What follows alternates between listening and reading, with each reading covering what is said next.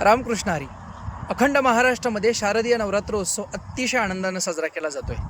तुळजापूरची तुळजाभवानी आहेच, कोल्हापूरची महालक्ष्मी आहेच, माहूरची रेणुका आहेच आणि वणीची सप्तशृंगी माता आहेच आहे. ही 3.5 शक्तिपीठं महाराष्ट्रामध्ये तुमच्यावरती अविरतपणे कृपा करतच राहतील. पण खरं सांगू का, संसारामध्ये असणाऱ्या सर्वांनी आपल्या घरातलं पहिलं शक्तिपीठ सांभाळलं पाहिजे, ते म्हणजे तुमची आमची आई आहे. दुसरं शक्तिपीठ कोणतं असेल तर तुम्हाला अत्यंत प्रत्येक क्षणाला साथ देणारी तुमची बायको आहे. तिच्याच बरोबरीनं तुमच्या असणाऱ्या सुखदुःखामध्ये सहभागी होणारे तिसरं पीठ म्हणजे तुमची असणारी बहीण आहे.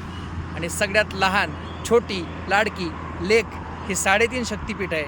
मला वाटतं महाराष्ट्रातल्या मातीतल्या असणाऱ्या सर्वांनीच ही घरातली जर 3.5 शक्तिपीठं सांभाळली ना, महाराष्ट्राची 3.5 शक्तिपीठं तुम्हाला सांभाळल्याशिवाय राहणार नाहीत, तुमच्यावर कृपा केल्याशिवाय राहणार नाहीत. रामकृष्ण हरी.